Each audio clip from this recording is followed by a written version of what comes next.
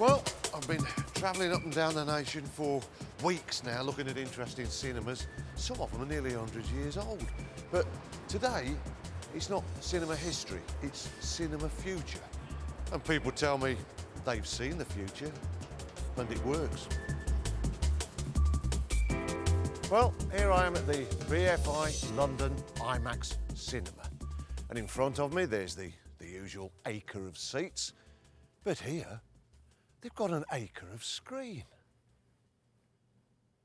It's difficult for me to get across to you how big it is. Look, you're big yourself, you tell them. Well, little man, here size matters. I mean, you don't want to be like doing one of those stomach-churning helicopter rides through the canyons of a big country and then see it on a titty little screen. You want the big picture. You don't want to be going down into the deep sea and find you just splashing about in the shallows. You want the big, deep sea.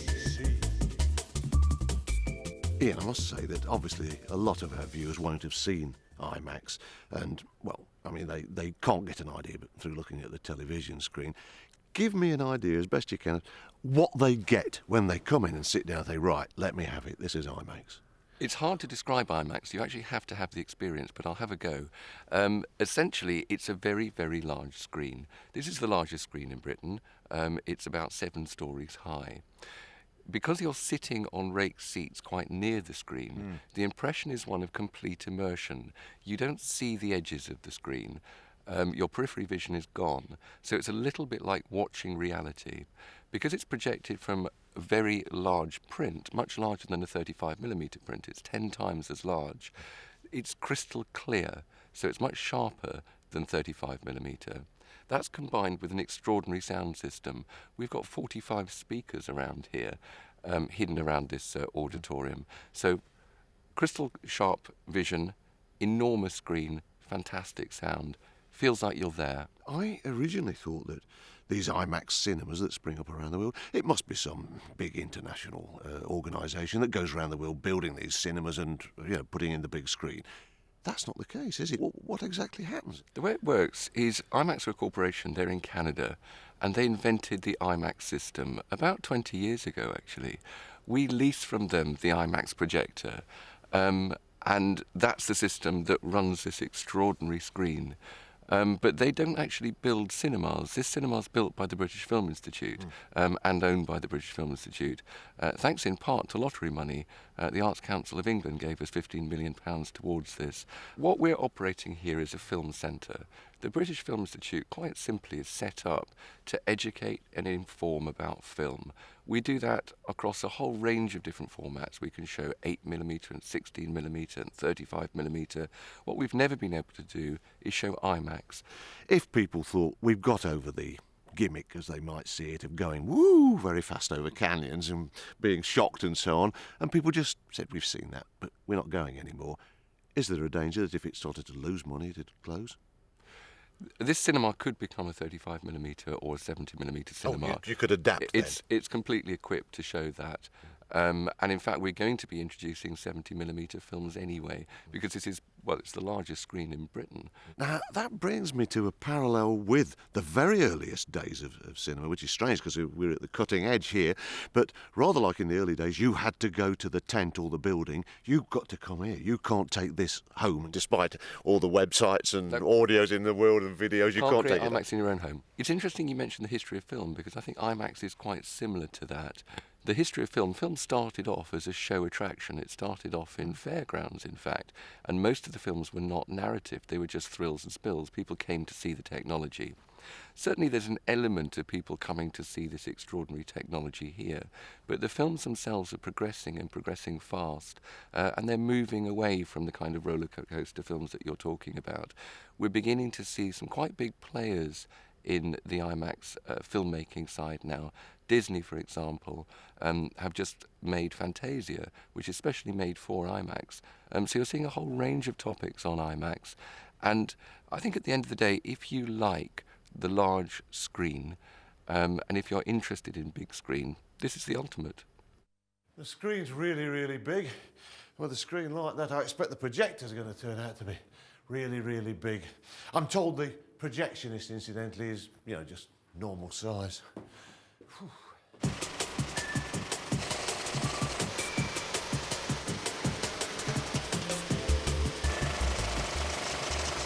Now, Dennis, it seems to me that the USP, the unique selling point of IMAX is size, isn't it? I mean, people come in and see this absolutely massive screen. I mean, the projector itself, it's monstrous. I mean, it must take several men to shift that. Well, it's when you think of the size of the screen that we've got to fill, you do need a projector that's going to live up to that. And people do refer to the projector as being the size of a mini car. It's probably slightly bigger than that even. But the film comes out into the open and it's going round and round these big spools. I mean, why is it all exposed like this? Well, it's almost impractical to try and cover it all up. This room that we're in is rather like a computer room. When you come into the room, you go on sticky mats, there's positive air pressure in here, the temperature's controlled, everything to make sure that this film is maintained in its optimum condition. And so I gather you've got to be really careful about dust getting onto the film here. The thing with the one thing about IMAX is the quality of the image. It has to be absolutely real to life to make you feel as though you're there. And that's what IMAX is all about, to take you to the tops of mountains or to the depths of the sea. And if you suddenly have a piece of dirt, even though it's only a speck of dust on this film, you'll actually find that when you project it onto a screen that's 84 foot wide, it looks about 10 foot high, and so that bit of dust, like a football or something. Absolutely, and that is distracting. So we maintain, to the best of our ability, a completely clean environment. Now, unlike most of the other projectors I've seen doing this series, this one, of course, does 3D, doesn't it? Now, what's the difference there? I mean, you can't just project a shaft of light and it comes out 3D. What 3D is, they have a camera which actually films a left eye and a right eye, and the lenses are set the same distance apart as your eyes. And when you go to a 3D cinema, what you're actually looking at are two films, one set for the left and one's for the right.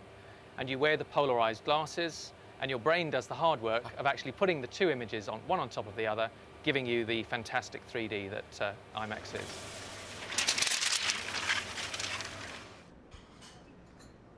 Listen, let me be devil's advocate here.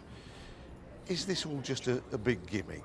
No, it's not. That's one of the charges that's often levelled at IMAX, is that it's just a fairground attraction, and that, like Cinerama, it's something that would be a kind of a two-hit wonder and then would disappear. But it has been around since 1970, and there are over 200 IMAX cinemas worldwide now. And I think that people are beginning to recognise that IMAX and large format film are genuine art forms, and a lot more directors from mainstream, from Hollywood, are beginning to become interested in making IMAX films.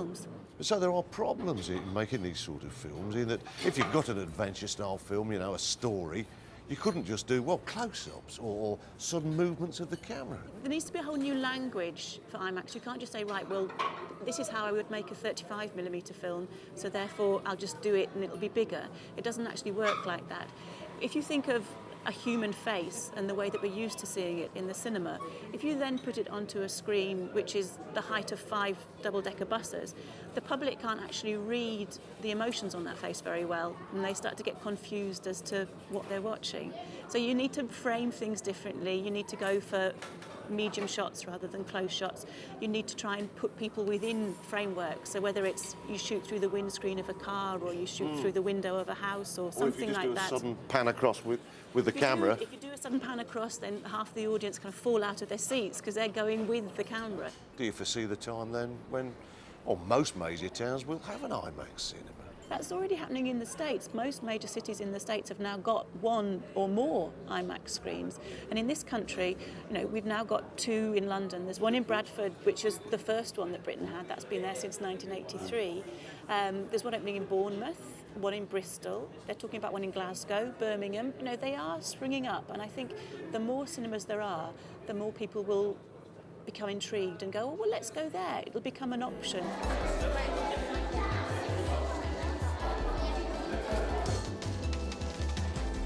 Absolutely brilliant. Loved it. Can't wait to come again. Oh, it was awesome. It was absolutely gorgeous. It's really amazing. It seems so real, and I forgot we were in the IMAX.